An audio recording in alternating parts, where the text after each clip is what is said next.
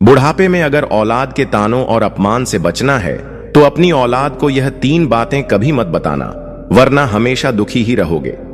दर्शक बंधु, यह कथा कोई साधारण कथा नहीं है, बल्कि यह कथा बुढ़ापे में सुख शांति से जीवन जीने का मार्ग दिखाएगी।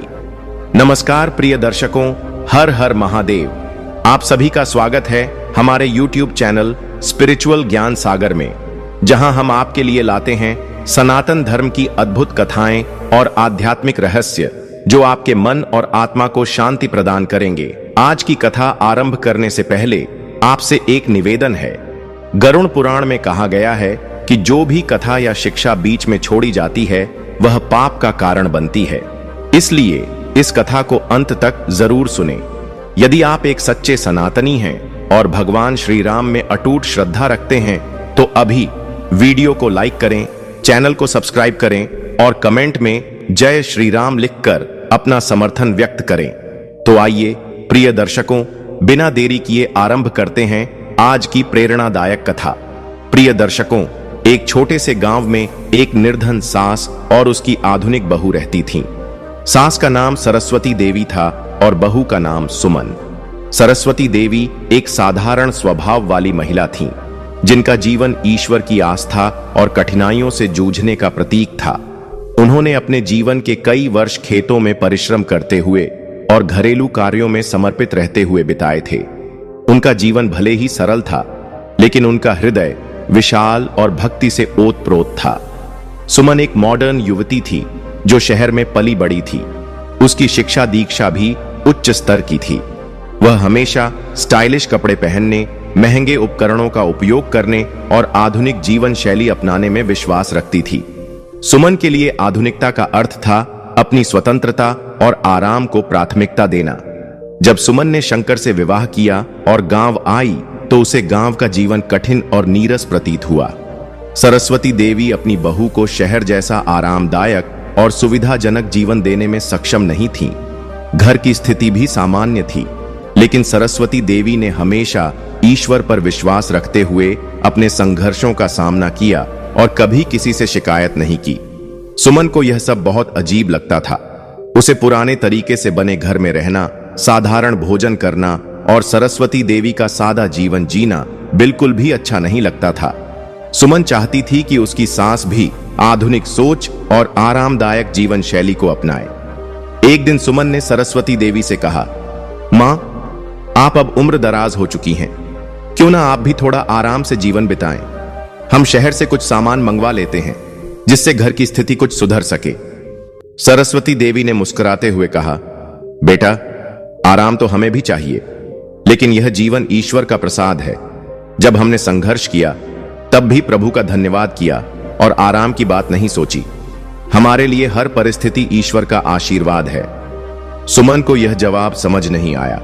उसे लगा कि सरस्वती देवी पुरानी सोच में उलझी हुई हैं, लेकिन सरस्वती देवी के शब्दों में गहरी सीख छिपी थी, धैर्य, संतोष और ईश्वर पर अटूट विश्वास।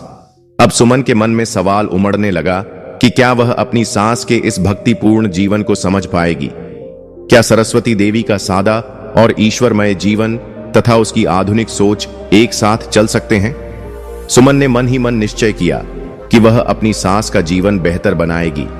उसने घर की स्थिति सुधारने और अपनी सासू मां को आधुनिक जीवन शैली अपनाने के लिए राजी करने की योजना बनाई। अगले दिन उसने सरस्वती देवी से कहा, मां, मुझे लगता है कि हमें घर में कुछ परिवर्तन करने चाहिए। हम पुराने तरीके से नहीं रह सकते। मैंने सोचा है कि हम कुछ नया सामान मंगवाते हैं, जैसे अच्छे बर्तन, आधुनिक रसोई का सामान और एक नई चाय की केतली। इससे घर का वातावरण थोड़ा बदल जाएगा। सरस्वती देवी ने हल्की मुस्कान के साथ कहा, बिल्कुल बेटा, परिवर्तन तो अच्छा होता है, लेकिन हमें यह भी देखना चाहिए कि जो कुछ हमें चाहिए वह हमारे साधनों के हिसाब से हो। बिना सोचे समझे खर्च करना ठीक नहीं है। सुमन को यह जवाब थोड़ा निराशाजनक लगा, लेकिन उसने हार नहीं मानी। उसने अपने तरीके से घर को बेहतर बनाने का प्रयास जारी रखा। एक दिन सुमन ने घर में कुछ नई चीजें मंगवाईं, जैसे रंग बिरंगे पर्दे, नया सोफा और कुछ सजावटी सामान। जब सरस्वती देवी ने यह देखा तो उन्हें थोड़ा अजीब लगा। उन्होंने कहा, बेटा, यह सब ठीक है, लेकिन क्या हम इन चीजों के बिना भी खुश नहीं रह सकते थे? सुमन ने प्यार से समझाते हुए कहा, मां, यह सब मेरे लिए सिर्फ सजावट नहीं है, यह हमें एक नई ऊर्जा देगा। जब घर सजा धजा होता है तो हमारा मन भी खुश रहता है। सरस्वती देवी ने उसकी बात सुनी, लेकिन उनके मन में खटका कि क्या सच में इन चीजों से खुशी मिलती है। फिर भी उन्होंने बहू की भावनाओं का सम्मान किया और कुछ नहीं कहा। उन्होंने सोचा कि सुमन को अपने तरीके से जीवन जीने का अधिकार है और वह उसे खुश देखना चाहती थीं। लेकिन उनके मन में यह एहसास भी था कि असली खुशी चीजों में नहीं, बल्कि संतोष और सादगी में है। इसी बीच सुमन ने घर में एक नया रसोई उपकरण, मिक्सी और ग्राइंडर मंगवाया ताकि खाना बनाना और भी आसान हो सके। सरस्वती देवी ने नए बदलावों को देखकर हल्की हंसी के साथ कहा, बिल्कुल बेटा, यह तो अच्छा लग रहा है, लेकिन तुम्हारे पुराने तरीकों और इस मशीन का क्या रिश्ता होगा? सुमन ने हंसते हुए मजाक में कहा, मां, अब आपकी तरह मिक्सी से भी प्यार हो जाएगा। यह जल्दी और आसानी से काम कर देगी और हम जल्द खाना बना सकेंगे। हालांकि सरस्वती देवी के मन में एक हल्की चिंता उठी। उन्हें महसूस हुआ कि सुमन का जीवन बहुत तेजी से बदल रहा है और वह इस बदलाव को पूरी तरह समझने में चूक रही है। उनके मन में यह सवाल घूमने लगा कि क्या ये बदलाव वास्तव में खुशी देंगे? सुमन और सरस्वती देवी के बीच यह असमंजस और अलग अलग दृष्टिकोणों का टकराव धीरे धीरे बढ़ने लगा।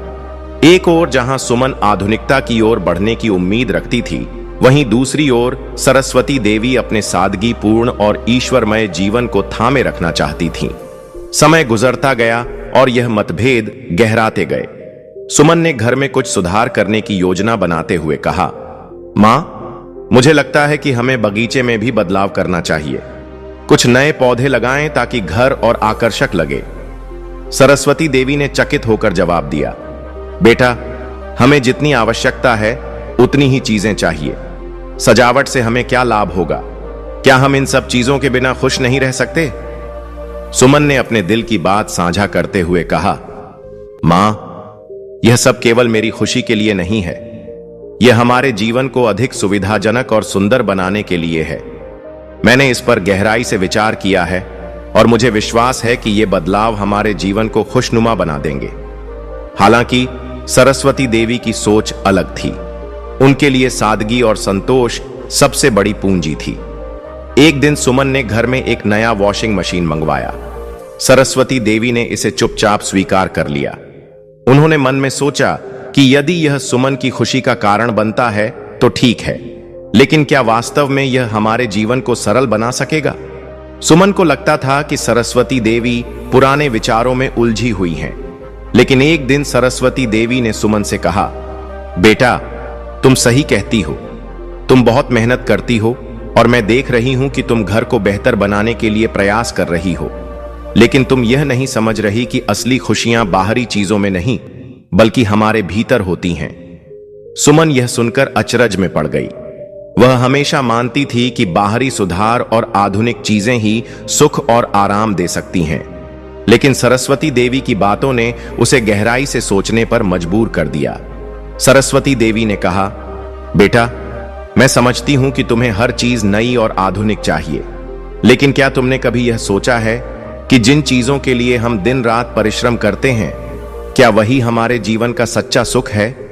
कभी कभी हमें अपनी मेहनत में ही संतोष और शांति को खोजना चाहिए। अब सुमन को एहसास हुआ कि सरस्वती देवी की सोच में गहरी समझ और अनुभव छिपा हुआ था। उसने महसूस किया कि सरस्वती देवी का जीवन कठिनाइयों और संघर्षों से भरा हुआ था, लेकिन इसी संघर्ष ने उन्हें भीतर से मजबूत बनाया था।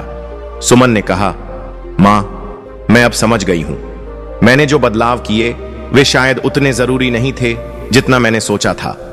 अब मुझे एहसास हो रहा है कि सादगी और संतोष के साथ भी जीवन को बेहतर बनाया जा सकता है। सरस्वती देवी मुस्कुराते हुए बोली, बिल्कुल बेटा, जीवन में सादगी और संतोष सबसे महत्वपूर्ण होते हैं। बाहरी वस्तुएं केवल क्षणिक सुख देती हैं, लेकिन भीतर की शांति ही हमें वास्तविक आनंद प्रदान करती है। धीरे धीरे सुमन और सरस्वती देवी के बीच की दूरियां कम होने लगीं।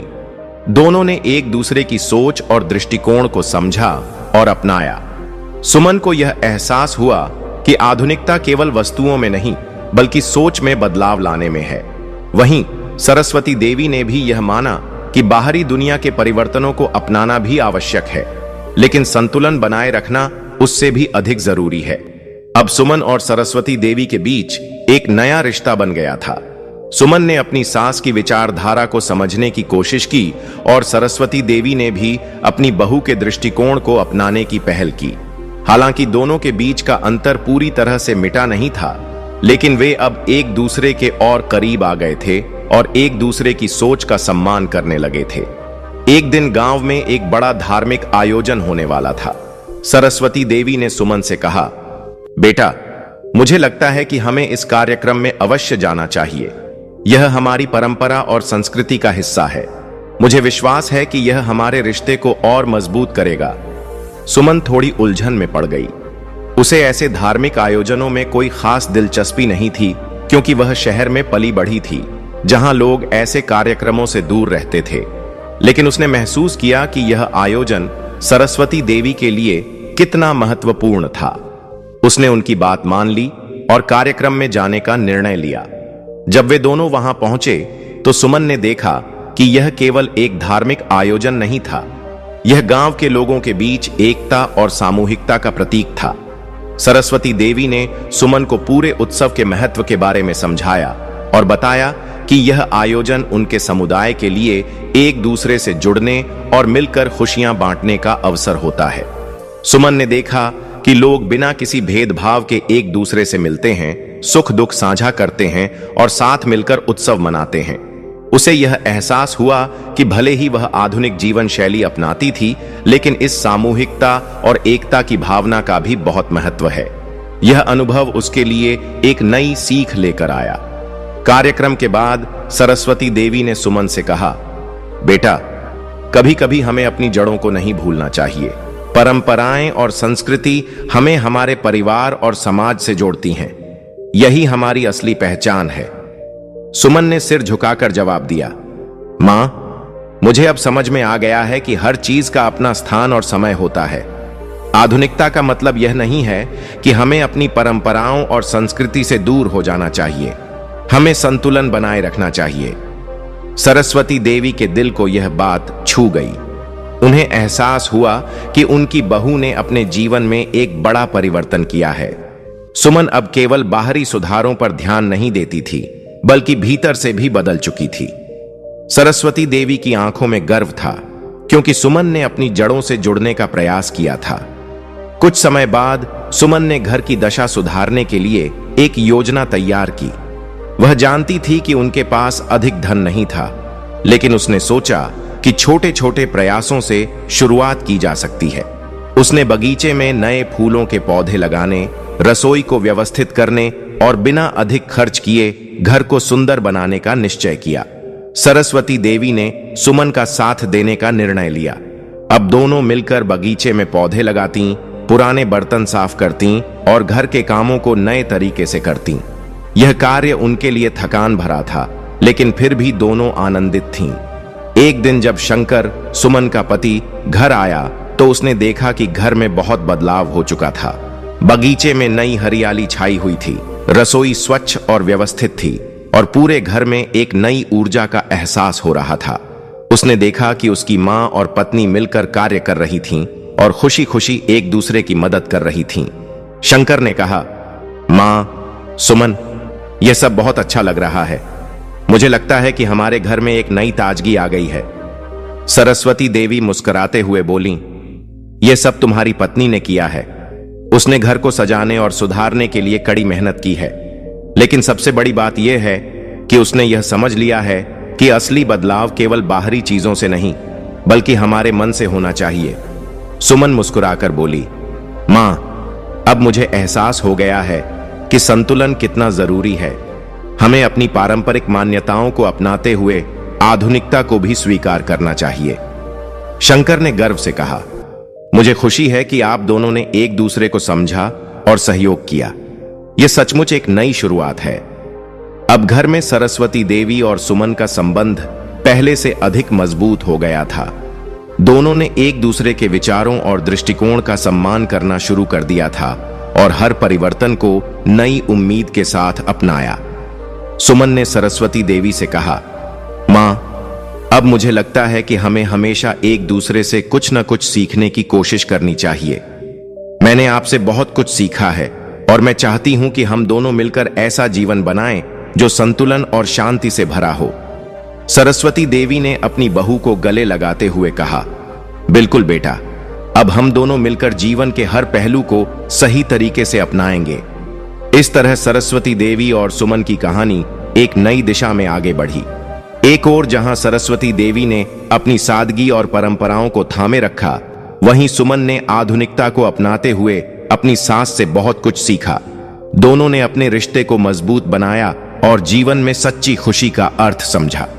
अब सुमन और सरस्वती देवी के बीच गहरी समझ और सामंजस्य था।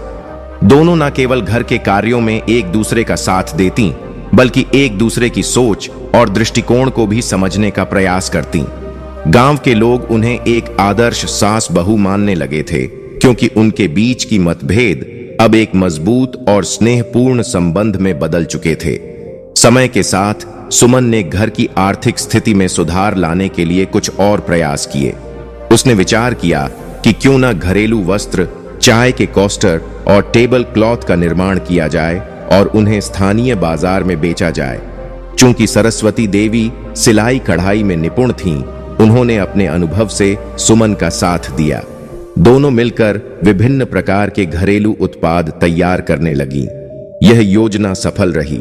उन्होंने अपने तैयार किए हुए सामान को गांव के बाजार में बेचना शुरू किया और धीरे धीरे उनका छोटा व्यवसाय बढ़ने लगा। सरस्वती देवी ने सुमन को ग्राहकों से व्यवहार करने और व्यापार में सावधानी बरतने की बारीकियां सिखाईं। इस प्रक्रिया में सुमन ने अपनी सास से कई नई बातें सीखीं और अपनी पुरानी सोच को बदलने का प्रयास किया। सुमन ने अपने परिवार की आर्थिक स्थिति सुधारने के साथ साथ सरस्वती देवी से जीवन का एक महत्वपूर्ण सबक भी सीखा, विपरीत परिस्थितियों में खुद को समायोजित करना और खुश रहना। सरस्वती देवी के अनुभव और समझ ने सुमन को सिखाया कि खुश रहने के लिए केवल भौतिक सुख ही नहीं, बल्कि अपने कार्य में संतुष्टि और आंतरिक शांति भी जरूरी होती है। एक दिन सुमन ने अपने व्यवसाय के लाभ से अपनी सास के लिए एक नया परिधान खरीदने का निश्चय किया। सरस्वती देवी थोड़ी झिझकते हुए बोली, बेटा, तुम्हें तो लगता है कि हमें हर चीज में बदलाव करना चाहिए, लेकिन मुझे यह सब अच्छा नहीं लगता। मैं अपनी पुरानी साड़ी में ही खुश हूं। सुमन हंसते हुए बोली, मां, यह सब आपको खुश करने के लिए है। आप हमेशा मेरे लिए आदर्श रही हैं और अब मैं चाहती हूं कि आप भी अपना ध्यान रखें। सरस्वती देवी ने सुमन की बात ध्यान से सुनी और सोचते हुए कहा, तुम सही कहती हो बेटा। हम जो भी करते हैं वह सिर्फ अपने लिए नहीं, बल्कि अपनों के लिए भी होता है। अब सुमन और सरस्वती देवी का रिश्ता और भी गहरा हो चुका था। जहां पहले सरस्वती देवी हर बदलाव से हिचकिचाती थीं, अब वह धीरे धीरे सुमन की मदद से इन बदलावों को अपनाने लगीं। इन सब परिवर्तनों के बावजूद सुमन ने सरस्वती देवी से सीखा कि असली सुख बाहरी चीजों में नहीं, बल्कि संतोष और आंतरिक शांति में है। सुमन अब समझ चुकी थी कि चाहे वह आधुनिक जीवन जीती हो, लेकिन सादगी और संतोष का महत्व कभी कम नहीं होता। वहीं सरस्वती देवी ने भी यह स्वीकार कर लिया था कि समय के साथ अपने विचारों में बदलाव लाना जरूरी है।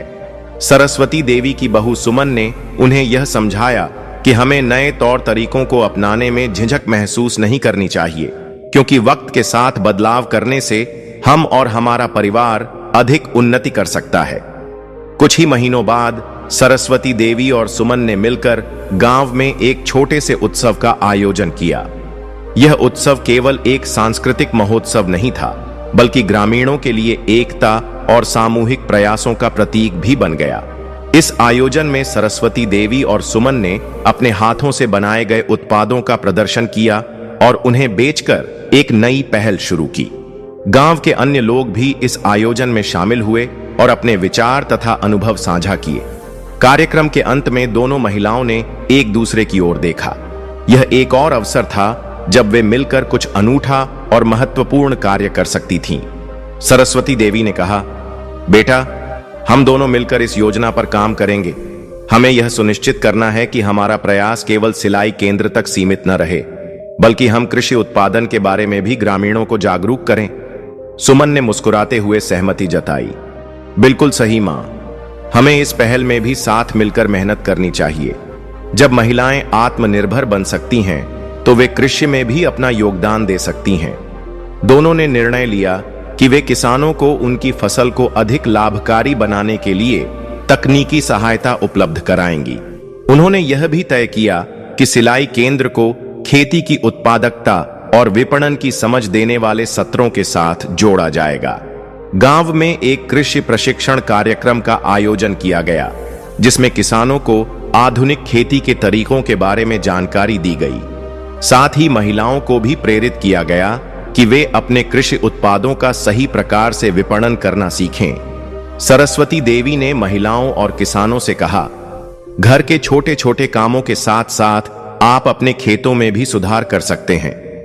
एक दिन सरस्वती देवी ने सुमन से कहा, बेटा, जब मैंने अपनी पूरी जिंदगी खेतों में काम किया था, तब मुझे नहीं पता था कि आधुनिक विधियों को अपनाकर खेती में इतना बड़ा परिवर्तन लाया जा सकता है। अब समझ में आता है कि यदि सही दिशा में प्रयास करें तो जीवन को बेहतर बनाया जा सकता है। सुमन ने मुस्कुराते हुए उत्तर दिया, मां, आपने हमेशा सिखाया है कि परिश्रम से सब कुछ संभव है। अब हम नई तकनीकों को अपनाकर और भी बेहतरीन परिणाम ला सकते हैं। कृषि कार्यक्रम की सफलता के बाद सरस्वती देवी और सुमन ने इस योजना को अन्य गांवों में भी विस्तारित करने का निर्णय लिया। उन्होंने महिलाओं के लिए कृषि संबंधी पाठ्यक्रम तैयार किए और किसानों को उन्नत तरीकों से खेती करने के लिए प्रेरित किया। इस प्रयास से न केवल किसानों को फायदा हुआ, बल्कि महिलाओं को भी सशक्तिकरण मिला। अब गांव की महिलाएं घरेलू कार्यों के साथ साथ खेती में भी सक्रिय भूमिका निभाने लगीं। उन्होंने केवल सिलाई में ही नहीं, बल्कि कृषि और अन्य क्षेत्रों में भी अपने परिवारों को सहयोग देना शुरू कर दिया। शंकर, जो अपनी मां और पत्नी की मेहनत देखकर गर्वित महसूस करता था, अब उनके कार्यों में पूरी तरह से सहयोग करने लगा। एक दिन उसने कहा, मां, सुमन, आपने जो कार्य आरंभ किया है वह वास्तव में प्रेरणादायक है। मुझे हमेशा विश्वास था कि आप दोनों किसी भी चुनौती का सामना कर सकती हैं, लेकिन जो आपने कर दिखाया है वह सचमुच अद्भुत है। सरस्वती देवी ने मुस्कुराकर उत्तर दिया, बेटा, हमें कभी भी किसी कठिनाई से घबराना नहीं चाहिए। यदि हम एक दूसरे का साथ देते हैं तो कोई भी चुनौती बड़ी नहीं होती। सुमन ने सहमति में सिर हिलाते हुए कहा, मां, आप बिल्कुल सही कह रही हैं। हमें हमेशा आगे बढ़ते रहना चाहिए। एक दूसरे का समर्थन करने से हम किसी भी बाधा को पार कर सकते हैं। अब गांव में सरस्वती देवी और सुमन को आदर्श सास बहू के रूप में जाना जाने लगा। उनका रिश्ता अब केवल सास बहू तक सीमित नहीं था, बल्कि वे एक दूसरे की सच्ची मित्र बन चुकी थीं। उन्होंने साबित कर दिया कि संबंधों में प्रेम और सहयोग से हर मुश्किल को आसान बनाया जा सकता है।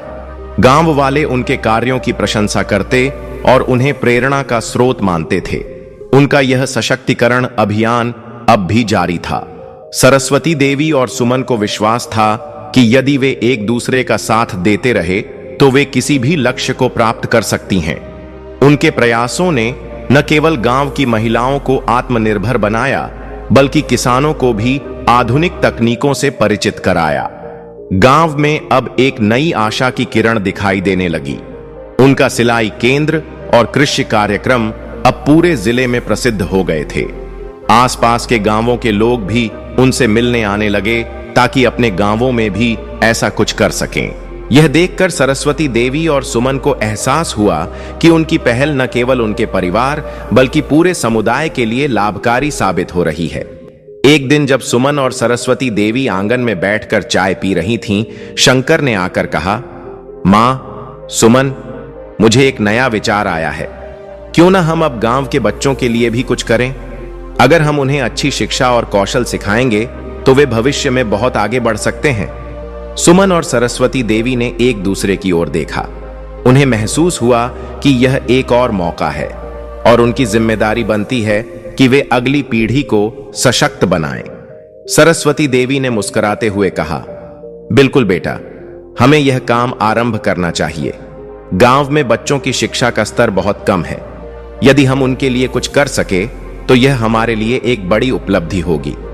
सुमन ने सहमति जताते हुए कहा, मां, बच्चों को यह समझाना जरूरी है कि केवल पढ़ाई ही नहीं बल्कि जीवन में कुछ कौशल भी होना चाहिए। अगर हम उन्हें सही ढंग से शिक्षित करें और व्यावहारिक ज्ञान प्रदान करें तो वे उज्जवल भविष्य बना सकते हैं। इस विचार को अमल में लाते हुए उन्होंने गांव में एक शिक्षण केंद्र खोलने का निश्चय किया। इस केंद्र में न केवल बच्चों को पढ़ाई करवाई जाती बल्कि उन्हें जीवनोपयोगी कौशल भी सिखाए जाते थे। पाठ्यक्रम में कंप्यूटर शिक्षा, आधुनिक कृषि तकनीक, सिलाई और घरेलू हुनर शामिल थे। इसके साथ ही सरस्वती देवी और सुमन ने गांव के बुजुर्गों को आमंत्रित किया कि वे बच्चों के साथ अपने अनुभव और जीवन की कहानियां साझा करें। बुजुर्गों का सहयोग अमूल्य साबित हुआ क्योंकि उन्होंने संघर्षों और सफलताओं की प्रेरक कहानियां सुनाकर बच्चों को प्रभावित किया। धीरे धीरे शिक्षण केंद्र का असर दिखने लगा। बच्चे न केवल स्कूल में अच्छा प्रदर्शन करने लगे बल्कि अपने व्यावसायिक कौशल में भी माहिर होते जा रहे थे। गांव में एक नई सोच जन्म ले रही थी। जहां पहले लोग केवल खेती और परंपरागत कामों तक सीमित थे, अब वे अपने बच्चों को नए अवसरों की ओर बढ़ते हुए देख रहे थे। एक दिन जब शंकर और सरस्वती देवी अपने प्रयासों को देखकर संतुष्ट थे, शंकर ने अपनी मां और पत्नी से कहा, मां, सुमन, मुझे गर्व है कि आपने हमारे परिवार और गांव को एक नई दिशा दी है। आपने यह साबित कर दिया है कि रिश्तों में सही समझ और सहयोग से हम किसी भी बड़े लक्ष्य को प्राप्त कर सकते हैं। सरस्वती देवी ने मुस्कुराते हुए कहा, बेटा, यह सब तुम्हारी बहू की मेहनत का परिणाम है। उसने मुझे सिखाया कि जीवन में कुछ नया करने के लिए कभी देर नहीं होती। सुमन ने जवाब दिया, मां, यह हमारी साझी कोशिश का नतीजा है। आपने हमेशा सिखाया है कि रिश्तों में विश्वास और सहयोग सबसे महत्वपूर्ण होते हैं।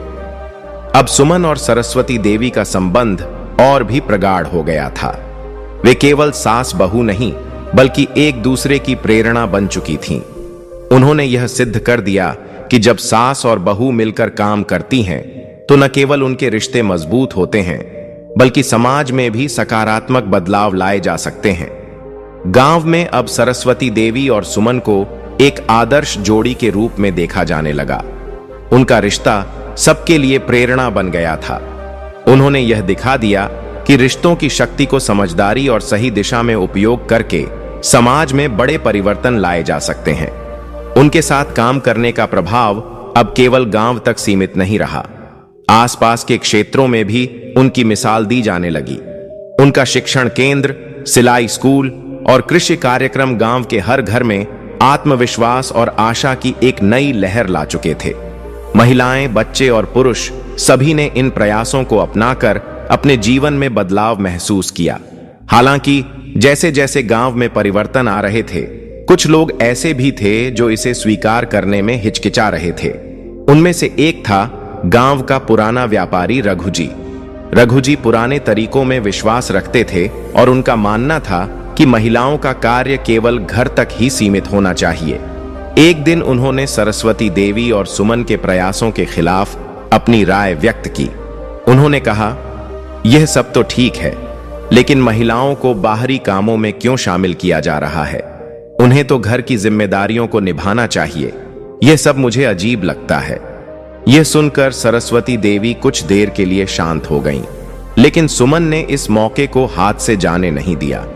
सुमन ने दृढ़ता से कहा, रघुजी, हम यह नहीं कह रहे हैं कि महिलाएं घर की जिम्मेदारियों को छोड़ दें, लेकिन अब समय बदल चुका है। हम महिलाओं को आत्मनिर्भर बनाकर उन्हें अपने पैरों पर खड़े होने का अवसर देना चाहते हैं। यह परिवर्तन पूरे समाज के लिए है, न कि किसी एक व्यक्ति के लाभ के लिए। सरस्वती देवी ने भी रघुजी को समझाते हुए कहा, बिल्कुल सही रघुजी। एक समय था जब महिलाएं केवल घर के भीतर काम करती थीं, लेकिन अब उन्हें हर क्षेत्र में अपनी जगह बनानी चाहिए। यह वह समय है जब हमें अपने बच्चों को यह सिखाना चाहिए कि महिलाएं भी हर काम में सक्षम हैं। कुछ देर के लिए चुप रहने के बाद रघुजी बोले, आप लोग सही कह रहे हैं। मैंने कभी सोचा ही नहीं था कि महिलाएं खेती में भी योगदान दे सकती हैं या वे आत्मनिर्भर बन सकती हैं। यह सुनकर सरस्वती देवी और सुमन ने एक दूसरे की ओर मुस्कुराते हुए देखा। यह परिवर्तन भले ही छोटा था, लेकिन बहुत मायने रखता था। रघु जी के विचारों में यह बदलाव ही सरस्वती देवी और सुमन की असली जीत थी। इस घटना के बाद दोनों ने गांव में एक नई पहल का आरंभ किया। उन्होंने एक संवाद सत्र आयोजित किया, जिसमें गांव के पुरुषों को भी आमंत्रित किया गया। इस सत्र में उन्होंने बताया कि महिलाओं का सशक्तिकरण केवल घर परिवार के लिए नहीं, बल्कि समग्र समाज की प्रगति के लिए भी आवश्यक है। वे पुरुषों को यह समझाने में सफल रहे कि महिलाओं को समान अवसर देना समाज को मजबूत और संतुलित बनाता है। धीरे धीरे अन्य लोग भी इस विचारधारा से जुड़ने लगे। अब गांव के पुरुष भी अपनी पारिवारिक जिम्मेदारियों को बेहतर ढंग से समझने लगे। उन्होंने महसूस किया कि यदि महिलाएं आत्मनिर्भर बनेंगी तो परिवार और समाज दोनों का विकास सुनिश्चित हो सकता है। समय बीतता गया और सरस्वती देवी तथा सुमन का सपना धीरे धीरे हकीकत में बदलने लगा। शिक्षा केंद्र में अब केवल बच्चों को शिक्षा नहीं दी जा रही थी, बल्कि कई महिलाएं भी वहां सिलाई, सौंदर्य सेवाओं और अन्य व्यावहारिक कौशल सीखने आने लगीं। गांव में आत्मनिर्भरता का एक नया युग प्रारंभ हो चुका था। एक दिन गांव में एक भव्य कार्यक्रम आयोजित किया गया, जिसमें जिले के अनेक प्रतिष्ठित अधिकारी और समाज सेवी उपस्थित हुए। इस अवसर पर सरस्वती देवी और सुमन को उनके योगदान के लिए सम्मानित किया गया। जब दोनों मंच पर पहुंची तो सभी लोग खड़े होकर तालियां बजाने लगे। यह दृश्य देखकर उनकी आंखें नम हो गईं। उन्हें एहसास हुआ कि उनका हर संघर्ष और मेहनत अब सार्थक हो चुका था। शंकर भी अपनी मां और पत्नी पर गर्व से भरा हुआ था। कार्यक्रम के बाद उसने कहा, मां, सुमन, आपने जो किया है वह न केवल हमारे परिवार के लिए बल्कि पूरे गांव के लिए एक ऐतिहासिक उपलब्धि है। आपने रिश्तों में विश्वास और सहयोग के माध्यम से समाज में एक सकारात्मक बदलाव की लहर पैदा की है। सरस्वती देवी मुस्कुराते हुए बोली, बेटा, कभी कभी संघर्ष के बाद ही हमें अपनी असली ताकत का पता चलता है। रिश्तों में प्यार और साथ होना जरूरी है। जब हम मिलकर काम करते हैं तो हर कठिनाई आसान हो जाती है। सुमन ने मुस्कुराकर कहा, मां, आपने मुझे यह सिखाया है कि यदि हम पूरी लगन और ईमानदारी से काम करें तो कुछ भी असंभव नहीं होता। यह सफलता हमारी साझी मेहनत का परिणाम है और इसके लिए मैं हमेशा आपकी आभारी रहूंगी। अब सरस्वती देवी और सुमन का नाम गांव में प्रेरणा का प्रतीक बन चुका था। उन्होंने यह सिद्ध कर दिया था कि सास बहू का रिश्ता केवल प्रेम और समझदारी से ही नहीं, बल्कि मिलकर काम करने से भी सशक्त होता है। उनके प्रयासों ने न केवल उनके परिवार को बल्कि पूरे गांव को एक नई दिशा दी थी। उनका शिक्षा केंद्र, सिलाई स्कूल और कृषि कार्यक्रम अब हर घर में बदलाव का प्रतीक बन चुका था। हालांकि इस सफलता के बावजूद भी उनके सामने कई नई चुनौतियां थीं। धीरे धीरे आसपास के गांवों और शहरों में यह महसूस किया जाने लगा कि सरस्वती देवी और सुमन ने जो कार्य शुरू किया था वह केवल उनके गांव तक सीमित नहीं रह सकता। उनके मॉडल को अन्य क्षेत्रों में भी अपनाया जा सकता था। इसलिए कई लोग उनसे मार्गदर्शन और सहयोग मांगने के लिए आने लगे। एक दिन जब सरस्वती देवी और सुमन घर के आंगन में आराम कर रही थीं, शंकर ने आकर कहा, मां, सुमन, कुछ व्यापारियों और सामाजिक कार्यकर्ताओं ने मुझसे संपर्क किया है। वे चाहते हैं कि हम अपने मॉडल को बड़े पैमाने पर लागू करें। अब हमें एक बड़ा कदम उठाना होगा। शंकर की बात सुनकर सरस्वती देवी और सुमन के चेहरों पर हल्की चिंता के भाव आ गए, लेकिन सुमन ने आत्मविश्वास से कहा, हमने जो कुछ भी हासिल किया है वह हमारी कड़ी मेहनत का फल है। अब जब लोग हमारे मॉडल को अपनाना चाहते हैं तो हमें इसे बड़े स्तर पर फैलाना होगा। सरस्वती देवी ने शांत स्वर में कहा, बिल्कुल सही बेटा, हम केवल अपने लिए नहीं बल्कि समाज के लिए काम कर रहे हैं। हमें एक नए दृष्टिकोण की जरूरत है ताकि और अधिक लोगों की मदद कर सकें। गांव में चल रहे इन प्रयासों की सफलता केवल सरस्वती देवी और सुमन की मेहनत का नतीजा नहीं थी, बल्कि पूरे समुदाय के सहयोग से यह संभव हो पाया था। अगर उन्हें इस सफलता को और व्यापक स्तर पर ले जाना था तो कुछ बड़े फैसले लेने आवश्यक थे। सुमन ने कहा, मां, हमें एक संस्था स्थापित करनी चाहिए जो पूरे जिले में हमारे मॉडल को फैलाए। इससे न केवल हमारी पहचान बनेगी, बल्कि अधिक महिलाएं और किसान इससे जुड़ सकेंगे। हम एक बड़ा नेटवर्क तैयार कर सकते हैं जो हमारे गांव से शुरू होकर पूरे क्षेत्र में विस्तार कर सके। सरस्वती देवी ने सहमति जताते हुए कहा, यह एक शानदार विचार है बेटा। हमें इसे साकार करने के लिए पूरी तैयारी करनी होगी। हमें एक ठोस योजना बनानी होगी और साथ ही समाज के अन्य लोगों की मदद भी लेनी होगी। अगले कुछ महीनों में सरस्वती देवी और सुमन ने मिलकर एक बड़ी संस्था की नींव रखी। इसका उद्देश्य समाज के सभी वर्गों, खासकर महिलाओं और किसानों को आत्मनिर्भर बनाना था। संस्था का नाम रखा गया समृद्धि की ओर। संस्था की शुरुआत के साथ ही आसपास के जिलों और गांवों से महिलाओं और किसानों का समर्थन मिलने लगा। धीरे धीरे यह एक महत्वपूर्ण सामाजिक पहल बन गई, जिसका प्रभाव पूरे जिले में दिखने लगा। संस्था ने महिलाओं को आत्मनिर्भर बनाने के लिए सिलाई, ब्यूटी पार्लर और अन्य कौशलों की ट्रेनिंग दी। किसानों के लिए उन्नत कृषि तकनीकों पर कार्यशालाएं आयोजित की गईं। इसके अलावा महिलाओं के लिए मानसिक स्वास्थ्य और आत्मसंवर्धन कार्यक्रम भी शुरू किए गए। सरस्वती देवी और सुमन के सास बहू के रिश्ते को देखकर गांव की अन्य महिलाएं भी प्रेरित होने लगीं। उनकी यह यात्रा अब एक मिसाल बन चुकी थी। अब सास बहू के रिश्ते को लेकर गांव में कोई भी नकारात्मक धारणा शेष नहीं थी। यह संबंध अब उम्मीद और बदलाव का प्रतीक बन चुका था। सरस्वती देवी और सुमन ने यह साबित कर दिया था कि सास और बहू के सहयोग से न केवल परिवार बल्कि पूरे समाज में सकारात्मक परिवर्तन लाया जा सकता है। समय के साथ उनके प्रयासों के परिणाम स्वरूप पूरा गांव एक नई दिशा में अग्रसर होने लगा। लोग अब गांव में हो रहे बदलाव की सराहना करने लगे थे। महिलाएं अब केवल घरेलू कामों तक सीमित नहीं थीं, बल्कि उन्होंने अपनी आर्थिक स्वतंत्रता भी हासिल कर ली थी। बच्चे भी अब यह नहीं सुनते थे कि उन्हें केवल घर का काम करना चाहिए।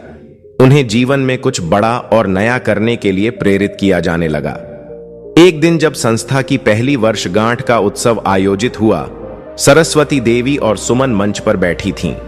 उन्हें देखकर यह स्पष्ट हो रहा था कि उनका समर्पण और संघर्ष अब फलदायी हो चुका है। इस समारोह में उपस्थित हर व्यक्ति की आंखों में उनके लिए सम्मान और प्रशंसा झलक रही थी। शंकर ने प्रसन्नता से अपनी मां और पत्नी से कहा, मां, सुमन, आपने मेरी सोच पूरी तरह बदल दी है। पहले मुझे लगता था कि यह सब केवल पारिवारिक दायित्वों तक सीमित रहना चाहिए, लेकिन अब समझ में आया है कि जब हम समाज के लिए कुछ करते हैं तो वह हमारे परिवार के लिए भी सबसे अच्छा साबित होता है। सरस्वती देवी और सुमन ने एक दूसरे की ओर देखा और मुस्कुराईं। उन्होंने यह सिद्ध कर दिया था कि सास बहू का संबंध न केवल परिवार के भीतर बल्कि पूरे समाज में बदलाव लाने की शक्ति रखता है। समय के साथ समृद्धि की ओर संस्था की सफलता और विस्तार ने पूरे जिले में हलचल मचा दी। सरस्वती देवी और सुमन ने अपनी मेहनत, समझदारी और प्रेम से जो बदलाव की यात्रा शुरू की थी, वह अब एक बड़े आंदोलन का रूप ले चुकी थी। वे अब केवल अपने गांव में ही नहीं बल्कि आसपास के जिलों में भी प्रेरणा का स्रोत बन गई थीं। कई लोग उनसे मिलने और उनके कार्यों से प्रेरणा लेने आने लगे।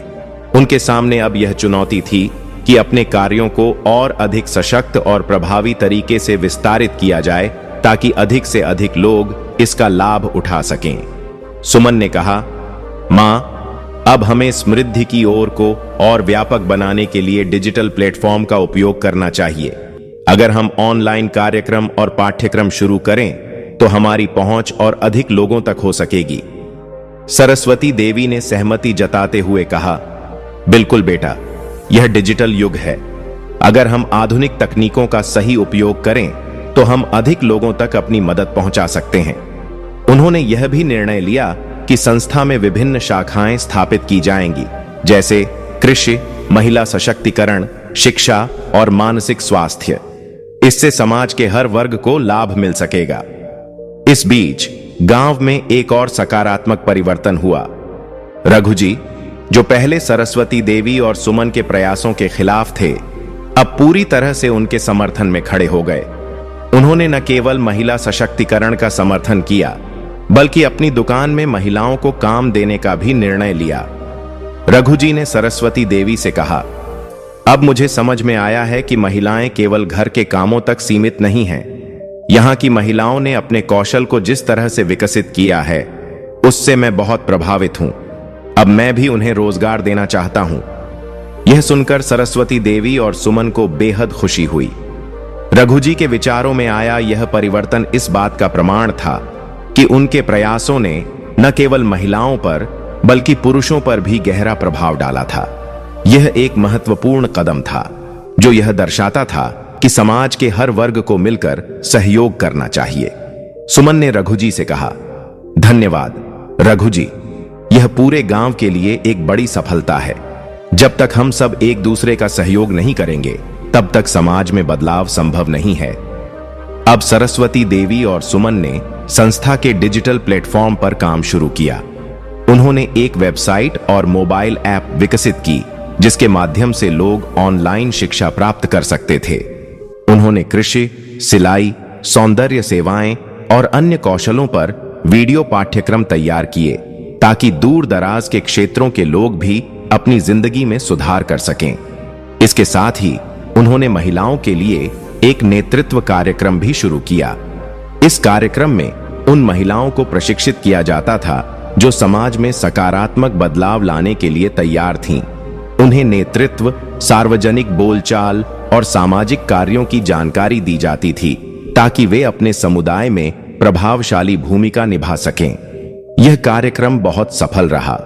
अब गांव और आसपास के क्षेत्रों में महिलाएं नेतृत्व की भूमिकाओं में सक्रिय हो चुकी थीं।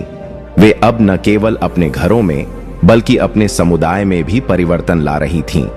सरस्वती देवी और सुमन के प्रयासों ने पूरे समाज को यह समझाया कि महिलाओं की शिक्षा और आत्मनिर्भरता से ही समाज में स्थायी और सकारात्मक बदलाव संभव है।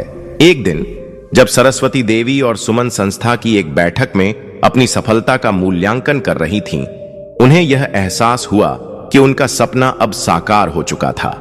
शंकर ने आकर कहा, मां सुमन, क्या आपको पता है कि अब हमारे कार्यक्रमों की मांग इतनी बढ़ चुकी है कि हमें एक बड़ी टीम की आवश्यकता है। क्या आप तैयार हैं एक नई संस्था स्थापित करने के लिए? सरस्वती देवी और सुमन ने एक दूसरे की ओर देखा। यह विचार उत्साहजनक था, लेकिन साथ ही एक बड़ी जिम्मेदारी भी थी। सरस्वती देवी ने मुस्कुराते हुए कहा, यह तो हमारे कार्य का अगला चरण है। जब लोग हमें प्रेरणा मानने लगे हैं, तो हमें अपने प्रयासों को और अधिक व्यापक बनाना होगा।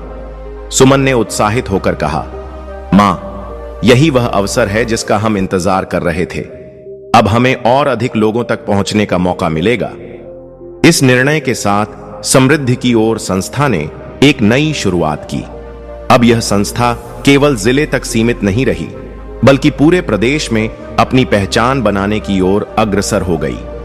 सरस्वती देवी और सुमन की टीम में अब कई समर्पित पुरुष और महिलाएं शामिल हो चुके थे, जो समाज के कल्याण के लिए पूरी लगन से काम कर रहे थे। उन्होंने यह साबित कर दिया था कि जब परिवार का हर सदस्य एकजुट होकर कार्य करता है, तो वह न केवल अपने घर को बल्कि पूरे समाज को भी बदल सकता है। उनका यह सफर अब केवल उनके परिवार के लिए नहीं, बल्कि पूरे समाज के लिए प्रेरणा बन चुका था। संस्था ने अब एक नई दिशा पकड़ ली थी। सरस्वती देवी और सुमन की टीम ने प्रदेश के विभिन्न क्षेत्रों में कई नई पहलें शुरू की थीं। गांवों और कस्बों में कार्यशालाएं, प्रशिक्षण कार्यक्रम और नेतृत्व सत्रों की एक श्रृंखला आयोजित की जा रही थी। हर स्थान पर महिलाओं को आत्मनिर्भर बनने के लिए प्रेरित किया जा रहा था। यह बदलाव अब एक आंदोलन का रूप ले चुका था। हालांकि परिवर्तन की इस राह में एक नई चुनौती सामने आ खड़ी हुई। जैसे जैसे संस्था का नाम और कार्य बढ़ने लगा, कुछ लोगों को यह बदलाव स्वीकार नहीं हुआ। शहर में कुछ प्रभावशाली व्यक्तियों का मानना था कि महिलाओं का कार्य केवल घर तक सीमित होना चाहिए और ये सशक्तिकरण के प्रयास अनावश्यक हैं। एक दिन जब सरस्वती देवी और सुमन अपने कार्यालय में बैठकर भविष्य की योजनाओं पर चर्चा कर रही थीं, शंकर ने आकर कहा, मां सुमन, मुझे एक महत्वपूर्ण सूचना मिली है। शहर के कुछ प्रभावशाली लोग हमारे काम पर सवाल उठा रहे हैं। वे कह रहे हैं कि हम महिलाओं को बहुत अधिक स्वतंत्रता दे रहे हैं, जो समाज के लिए सही नहीं है। यह सुनकर सरस्वती देवी और सुमन कुछ देर के लिए शांत हो गईं, लेकिन उन्होंने जल्द ही स्थिति को समझ लिया। सरस्वती देवी ने मुस्कुराते हुए कहा, बेटा, यह तो होना ही था। परिवर्तन हमेशा चुनौतियों के साथ आता है। जब आप कुछ अच्छा करने का प्रयास करते हैं तो विरोध स्वाभाविक है। सुमन ने सोचते हुए कहा, मां, हमें इन लोगों से डरने के बजाय अपनी बात को सही तरीके से प्रस्तुत करना होगा। अगर हमें समाज में बदलाव लाना है तो ऐसे विरोधों का सामना करना ही पड़ेगा। दोनों ने मिलकर योजना बनाई कि इस विरोध का सामना कैसे किया जाए। उनका विश्वास था कि इस समस्या का समाधान शांति और संवाद के माध्यम से निकाला जा सकता है। उन्होंने शहर के कुछ प्रमुख व्यक्तियों और सामाजिक कार्यकर्ताओं को आमंत्रित करके एक बड़ी बैठक आयोजित की। इस बैठक में सरस्वती देवी और सुमन ने अपने कार्यों को विस्तार पूर्वक प्रस्तुत किया और यह स्पष्ट किया कि उनका उद्देश्य केवल महिलाओं को सशक्त बनाना नहीं, बल्कि समाज के हर वर्ग में सकारात्मक परिवर्तन लाना है। बैठक के दौरान सरस्वती देवी ने कहा, हमारा उद्देश्य महिलाओं को केवल घर से बाहर भेजना या उन्हें पारिवारिक जिम्मेदारियों से दूर करना नहीं है। हम बस उन्हें आत्मनिर्भर बनाना चाहते हैं ताकि वे अपने जीवन के निर्णय स्वयं ले सकें और समाज में सम्मान प्राप्त कर सकें। जब महिलाएं आत्मनिर्भर होंगी तो वे अपने परिवार को भी सही दिशा दे पाएंगी। सुमन ने भी अपनी बात रखते हुए कहा, हम महिलाओं को केवल कौशल सिखाने तक सीमित नहीं रखते, बल्कि उन्हें मानसिक और भावनात्मक रूप से मजबूत बनाने का प्रयास करते हैं। यही उनकी वास्तविक शक्ति है। हम चाहते हैं कि महिलाएं समाज में अपनी भूमिका निभाएं। जब वे ऐसा करेंगी तो पूरा समाज इसका लाभ उठाएगा। सरस्वती देवी और सुमन के इस स्पष्ट और प्रभावशाली वक्तव्य ने बैठक में उपस्थित सभी लोगों को प्रभावित किया। जो लोग पहले उनके प्रयासों का विरोध कर रहे थे, उन्होंने अब उनकी बातों को समझा और उनका समर्थन करना शुरू कर दिया। धीरे धीरे यह विरोध समाप्त होने लगा और लोग सरस्वती देवी और सुमन के कार्यों को लेकर जागरूक हो गए। यह एक महत्वपूर्ण जीत थी। यह साबित हो गया था कि जब नीयत साफ हो और मेहनत सच्ची हो तो हर चुनौती को पार किया जा सकता है। इसके बाद सरस्वती देवी और सुमन ने अपने कार्यों को और अधिक प्रभावशाली तरीके से फैलाने के लिए एक नई योजना तैयार की। सरस्वती देवी और सुमन ने समृद्धि की ओर संस्था के तहत एक राष्ट्रीय सम्मेलन आयोजित करने का निर्णय लिया। इस सम्मेलन का उद्देश्य समाज के विभिन्न वर्गों को एक मंच पर लाना और मिलकर एक सशक्त समाज की दिशा में कदम बढ़ाना था। देश भर से सामाजिक कार्यकर्ता, महिला नेता और सरकारी अधिकारी इस आयोजन में शामिल होने वाले थे। सम्मेलन को सफल बनाने के लिए उन्होंने अपनी पूरी टीम को सक्रिय किया। हर सदस्य ने एकजुट होकर इस बड़े आयोजन को सफल बनाने के लिए कड़ी मेहनत की। तैयारियों के एक दिन पहले सरस्वती देवी ने अपनी टीम से कहा, कल हमारे लिए बहुत महत्वपूर्ण दिन है। हमें यह सुनिश्चित करना होगा कि हमारे कार्यों का संदेश सही तरीके से सब तक पहुंचे। हमें यह दिखाना है कि समाज के हर वर्ग, चाहे वह महिला हो, पुरुष हो या बच्चे, को जोड़ने की आवश्यकता है। हम एकता और सहयोग का संदेश देंगे। जब सम्मेलन का दिन आया और कार्यक्रम शुरू हुआ तो हर कोई इसकी भव्यता देखकर प्रभावित हो गया। सरस्वती देवी और सुमन के नेतृत्व में सम्मेलन में समाज के सभी वर्गों को एकजुट होकर काम करने की प्रेरणा दी गई। हर वक्ता ने महिलाओं के सशक्तिकरण के महत्व पर जोर दिया और समझाया कि जब महिलाएं सक्षम होती हैं तो पूरे समाज की दिशा बदल जाती है। यह सम्मेलन बेहद सफल रहा और इसके बाद समृद्धि की ओर संस्था का नाम और भी अधिक प्रसिद्ध हो गया। अब लोग न केवल जिले और राज्य में बल्कि पूरे देश में उनके प्रयासों को जानने लगे थे। सरस्वती देवी और सुमन का सपना अब वास्तविकता बन चुका था। उन्होंने समय के साथ न केवल महिलाओं को सशक्त किया, बल्कि पूरे समाज को यह सीख दी कि जब हम मिलकर काम करते हैं और अपने प्रयासों को सही दिशा में लगाते हैं तो किसी भी चुनौती को पार कर सकते हैं। सम्मेलन की इस सफलता के बाद समृद्धि की ओर ने एक नई दिशा में कदम रखा। अब यह संस्था केवल महिला सशक्तिकरण का प्रतीक नहीं थी, बल्कि पूरे समाज के लिए एक आदर्श बन चुकी थी। सरस्वती देवी और सुमन ने अपने कार्यों से यह साबित कर दिया था कि जब सास और बहू मिलकर एकजुट होती हैं, तो वे न केवल अपने परिवार की समस्याओं का समाधान कर सकती हैं, बल्कि समाज में भी बड़े बदलाव ला सकती हैं। उनकी इस सफलता के बाद उनकी जिंदगी में नए अवसर और चुनौतियां भी आने लगीं। उनकी संस्था की लोकप्रियता अब पूरे देश में फैल चुकी थी और विभिन्न राज्यों से उन्हें सहयोग और समर्थन मिलने लगा। इससे उनकी जिम्मेदारियां और बढ़ गईं, लेकिन उन्होंने इसे चुनौती के रूप में स्वीकार किया। एक दिन जब सरस्वती देवी और सुमन अपने घर के आंगन में बैठकर संस्था के अगले कदमों पर विचार कर रही थीं, सुमन ने कहा, मां, हमारी संस्था अब एक बड़े नेटवर्क का हिस्सा बन चुकी है। मुझे लगता है कि हमें अपने काम को और अधिक विस्तार देना चाहिए। अगर हम अधिक गांवों और शहरों में इस पहल को फैलाना चाहते हैं, तो हमें बड़े पैमाने पर कार्य करना होगा। सरस्वती देवी ने गंभीरता से जवाब दिया, बिल्कुल बेटा, हमें केवल महिलाओं की शिक्षा पर ही ध्यान केंद्रित नहीं करना चाहिए, बल्कि समाज के हर वर्ग को जागरूक करने की भी आवश्यकता है। हम जिस रास्ते पर चल रहे हैं वह सही है, लेकिन इसे और व्यापक बनाना होगा। इन विचारों को अमल में लाने के लिए सरस्वती देवी और सुमन ने अपनी टीम को संगठित किया। उन्होंने एक नई रणनीति तैयार की, जिसके तहत संस्था के कार्यक्रमों को अधिक लोगों तक पहुंचाने के लिए मोबाइल वैन सेवाएं शुरू की गईं। ये वैन विभिन्न गांवों में जाकर महिलाओं को शिक्षित करती, उन्हें नए कौशल सिखाती और उनके आत्मविश्वास को बढ़ाती। इसके साथ ही सरस्वती देवी और सुमन ने यह भी महसूस किया कि केवल महिलाओं को सशक्त बनाना पर्याप्त नहीं है। उन्होंने पुरुषों को भी इस परिवर्तन का हिस्सा बनाने का निर्णय लिया, ताकि समाज में संतुलन और सामंजस्य बना रहे। उन्होंने एक विशेष अभियान शुरू किया, जिसमें पुरुषों को यह समझाने की कोशिश की गई कि महिला सशक्तिकरण केवल महिलाओं के लिए नहीं, बल्कि पूरे समाज के लिए फायदेमंद है।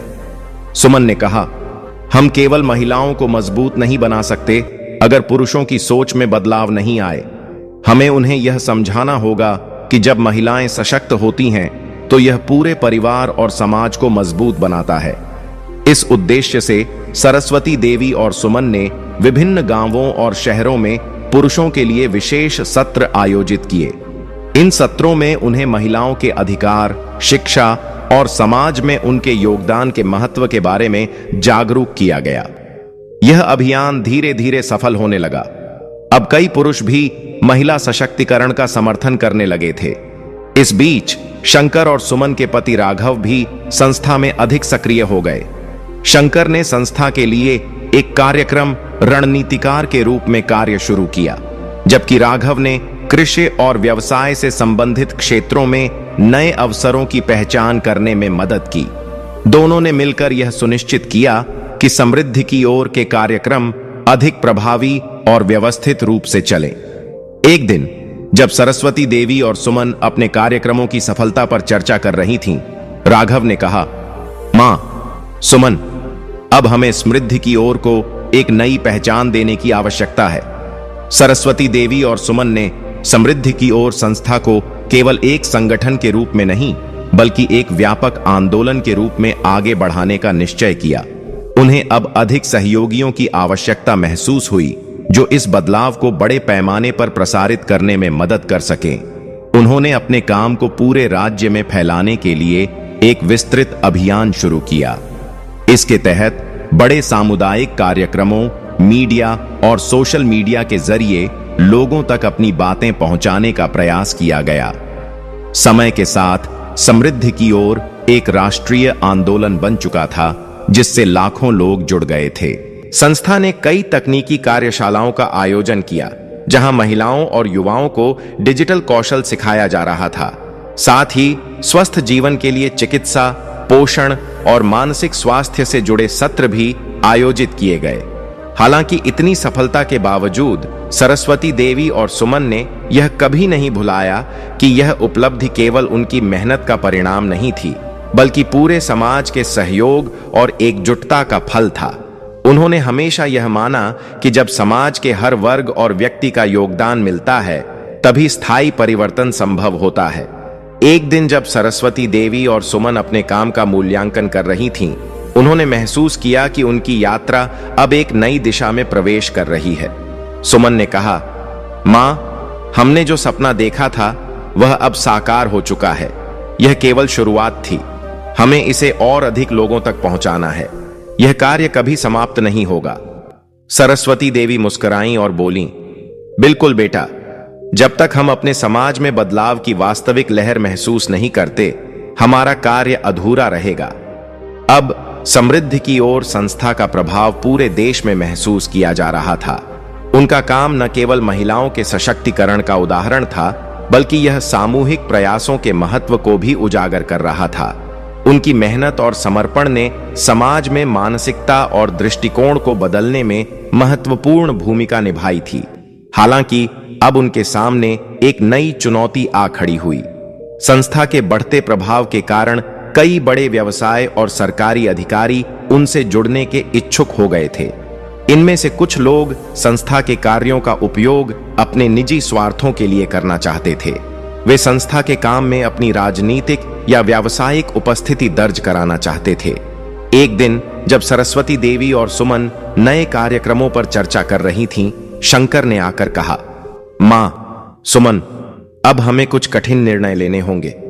कई प्रभावशाली लोग अब हमारे साथ जुड़ने की कोशिश कर रहे हैं, लेकिन मुझे डर है कि उनका इरादा केवल स्वार्थ सिद्धि का है। वे हमारे काम का इस्तेमाल अपने लाभ के लिए कर सकते हैं। यह सुनकर सरस्वती देवी और सुमन कुछ देर के लिए मौन हो गईं। वे जानती थीं कि यदि उन्होंने इस स्वार्थी दृष्टिकोण को स्वीकार कर लिया तो उनकी संस्था का उद्देश्य भी प्रभावित हो सकता है। सरस्वती देवी ने गहरी सांस लेते हुए कहा, शंकर, हमें अपने मूल उद्देश्य से कभी समझौता नहीं करना चाहिए। अगर हम ऐसा करते हैं तो समाज में कोई स्थायी बदलाव नहीं ला पाएंगे। हमें अपने कार्यों को पूरी ईमानदारी और सच्चाई के साथ आगे बढ़ाना होगा। हमारा ध्यान उन लोगों पर होना चाहिए जिन्हें हमारी सबसे अधिक जरूरत है। सुमन ने भी समर्थन करते हुए कहा, हां मां, यह हमारी यात्रा है और हम कभी अपने उद्देश्य से भटक नहीं सकते। हमारे लिए समाज की भलाई सर्वोपरि है, न कि किसी के निजी लाभ के लिए। दोनों ने ठान लिया कि वे किसी भी परिस्थिति में अपने मूल उद्देश्य से समझौता नहीं करेंगी। उन्होंने सुनिश्चित किया कि संस्था के कार्य केवल समाज कल्याण के लिए हों और बाहरी दबावों से मुक्त रहें। समय के साथ समृद्धि की ओर ने न केवल महिलाओं को सशक्त बनाया, बल्कि पूरे समाज को यह सिखाने में सफल रही कि बदलाव तभी संभव है जब काम ईमानदारी और सच्चाई से किया जाए। उनकी निष्कलंक नीयत और दृढ़ता ने समाज में विश्वास की एक नई लहर पैदा कर दी। एक दिन जब वे आगामी योजनाओं पर विचार कर रही थीं, राघव ने कहा, मां, सुमन, अब हमें इस आंदोलन को और भी व्यापक बनाने के लिए एक नया कदम उठाना होगा। यदि हम अपने कार्यक्रमों को प्रभावशाली ढंग से समाज के हर वर्ग तक पहुंचाना चाहते हैं तो हमें मीडिया का सहारा लेना चाहिए। सरस्वती देवी ने ध्यानपूर्वक इस सुझाव को सुना और कहा, हां, हमें मीडिया का इस्तेमाल करना चाहिए, लेकिन यह भी सुनिश्चित करना होगा कि हमारा संदेश सही तरीके से पहुंचे। हमें अपने कार्यों को जन जन तक पहुंचाने के लिए एक डिजिटल प्लेटफॉर्म भी बनाना चाहिए ताकि समाज के हर वर्ग तक हमारी पहुंच हो सके। सुमन ने भी सहमति व्यक्त की, हां, अब हम केवल गांवों और शहरों तक सीमित नहीं रह सकते। हमें राष्ट्रीय स्तर पर इस आंदोलन को फैलाना होगा ताकि और अधिक लोग हमारे साथ जुड़ सकें और समाज में बदलाव ला सकें। इसके बाद समृद्धि की ओर ने एक मीडिया अभियान शुरू किया। इसके तहत टेलीविजन, रेडियो और सोशल मीडिया के माध्यम से संस्था के कार्यों और उद्देश्यों को बड़े पैमाने पर प्रसारित किया गया। उनका यह प्रयास बेहद सफल रहा और अब समृद्धि की ओर एक राष्ट्रीय आंदोलन के रूप में स्थापित हो चुका था। सरस्वती देवी और सुमन खुद इन अभियानों में सक्रिय भूमिका निभाने लगीं।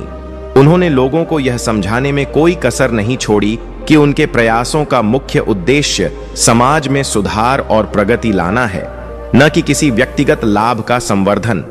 इस मीडिया अभियान ने उन्हें राष्ट्रीय स्तर पर लोकप्रियता दिला दी।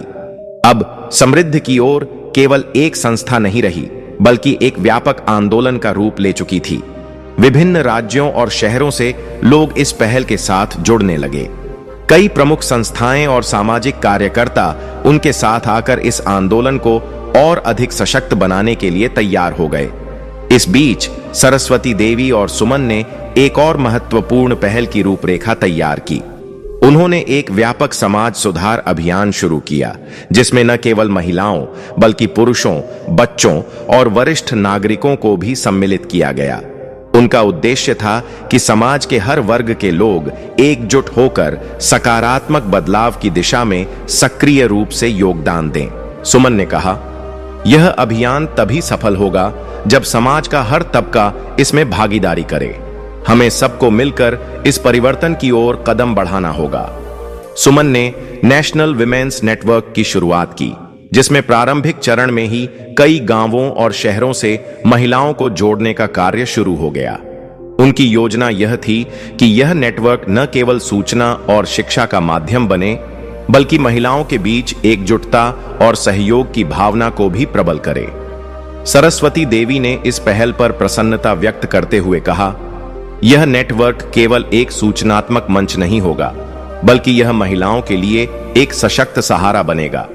जब महिलाएं आपस में जुड़ती हैं, तो वे अपने संघर्षों और सफलताओं को साझा कर एक दूसरे की सहायता कर सकती हैं। सुमन के इस विचार ने सभी को प्रेरित किया। सरस्वती देवी और राघव ने पूरी तरह से समर्थन दिया, जबकि शंकर ने इस नेटवर्क को तकनीकी रूप से मजबूत बनाने के लिए अपनी टीम के साथ कड़ी मेहनत की। अंततः नेशनल विमेन्स नेटवर्क का शुभारंभ हुआ। यह मंच लाखों महिलाओं का केंद्र बन गया, जहां वे अपने अधिकारों के लिए संघर्ष करती, एक दूसरे को प्रेरित करती और साथ ही व्यवसाय, शिक्षा और स्वास्थ्य से जुड़े अपने अनुभवों को साझा करती। जैसा कि अक्सर होता है, सफलता के साथ विरोध भी बढ़ने लगा। कुछ लोगों को इस बदलाव और नेटवर्क के प्रभाव से भय महसूस होने लगा। उनका मानना था कि यह आंदोलन महिलाओं को एक नई दिशा में ले जा सकता है, जिससे पुरानी सामाजिक संरचनाओं पर असर पड़ सकता है। कुछ नेताओं और सामाजिक संगठनों ने इस पहल को गलत ढंग से प्रस्तुत करने की कोशिश की, लेकिन सरस्वती देवी और सुमन ने कभी अपने मार्ग से पीछे हटने का विचार नहीं किया। एक दिन सरस्वती देवी ने कहा, सच्चाई और सही उद्देश्य के लिए किए गए कार्य को कभी दबाया नहीं जा सकता। हम जो कर रहे हैं वह समाज की भलाई के लिए है। हमें हमेशा यह याद रखना होगा कि हम उन महिलाओं के लिए काम कर रहे हैं जिनके पास अपनी आवाज नहीं है। सुमन ने भी समर्थन करते हुए कहा, हम जानते हैं कि बदलाव मुश्किल होता है, लेकिन यह परिवर्तन आवश्यक है। जब महिलाएं सशक्त बनती हैं, तो समाज स्वयं को एक नए स्वरूप में ढालता है। हमें इन विरोधों को एक चुनौती के रूप में स्वीकार करना होगा और अपने कार्य को और अधिक मजबूती से आगे बढ़ाना होगा। इन चुनौतियों के बावजूद नेशनल विमेन्स नेटवर्क ने धीरे धीरे अपना प्रभाव बढ़ाना शुरू कर दिया। महिलाएं अब अपने अधिकारों के लिए खड़ी हो रही थीं। वे न केवल अपने परिवारों में सशक्त हो रही थीं, बल्कि समाज में बदलाव की प्रक्रिया का महत्वपूर्ण हिस्सा भी बन चुकी थीं। सरस्वती देवी और सुमन की यह यात्रा अभी खत्म नहीं हुई थी। उनके प्रयासों ने समाज को यह सिखाया कि जब लोग एकजुट होकर बदलाव के लिए कार्य करते हैं, तो कोई भी बाधा उन्हें रोक नहीं सकती।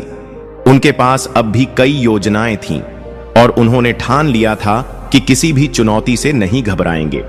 उनका लक्ष्य स्पष्ट था, समाज में सशक्तिकरण, समानता और सम्मान की भावना को प्रत्येक व्यक्ति तक पहुंचाना।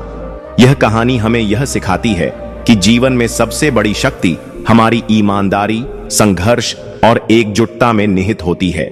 सरस्वती देवी और सुमन ने अपनी मेहनत और समर्पण से यह प्रमाणित कर दिया कि जब हम एक दूसरे का सहयोग करते हैं, तो कोई भी मुश्किल हमें हिला नहीं सकती। समाज में वास्तविक परिवर्तन के लिए हमें केवल अपनी आंतरिक शक्ति को पहचानने की आवश्यकता होती है। कभी भी किसी छोटे से प्रयास को कमतर मत आंकिए, क्योंकि एक छोटी सी शुरुआत भी बड़े बदलाव का कारण बन सकती है। जब हम एकजुट होकर अपने लक्ष्यों के प्रति समर्पित रहते हैं, तो हम न केवल अपने जीवन को सुधार सकते हैं, बल्कि पूरे समाज को एक नई दिशा प्रदान कर सकते हैं। याद रखें, दुनिया में सबसे बड़ा परिवर्तन उसी क्षण शुरू होता है जब हम स्वयं को बदलने का निर्णय लेते हैं। प्रिय दर्शकों, आगे हम यह भी जानेंगे कि वे कौन सी 3 बातें हैं जो अपनी संतानों से साझा नहीं करनी चाहिए। 1. अपनी संपत्ति का पूर्ण विवरण। अपनी संपत्ति का प्रबंधन स्वयं करें और जब तक आप सक्षम हैं, संतानों को इसका पूरा विवरण न बताएं। 2. अपने स्वास्थ्य की कमजोरियां। अपने शारीरिक कष्टों को भगवान पर छोड़ दें और संतानों पर निर्भर न रहें। 3. व्यक्तिगत जीवन की गहरी बातें। अपने जीवन से जुड़ी निजी बातें संतानों के साथ साझा करने से बचें, ताकि आपका आत्मसम्मान और गरिमा बनी रहे। ऐसे ही और जीवन बदलने वाले विचारों के लिए स्पिरिचुअल ज्ञान सागर चैनल को अभी सब्सक्राइब करें। प्रिय भक्तों, इस कथा के बारे में आपके क्या विचार हैं? कृपया अपनी अनमोल राय कमेंट सेक्शन में जरूर साझा करें। हमें उम्मीद है कि यह कथा आपके हृदय को छू गई होगी और आपको आध्यात्मिक प्रेरणा प्रदान की होगी। यदि यह कहानी आपको अच्छी लगी हो तो कृपया वीडियो को लाइक करें, चैनल स्पिरिचुअल ज्ञान सागर को सब्सक्राइब करें। इस वीडियो को अपने मित्रों और परिवारजनों के साथ अधिक से अधिक शेयर करें, ताकि यह संदेश हर व्यक्ति तक पहुंच सके। साथ ही कमेंट सेक्शन में जय श्री कृष्णा लिखकर अपनी श्रद्धा प्रकट करें। इस वीडियो को अंत तक देखने के लिए आप सभी का हृदय से धन्यवाद। जय श्री राम।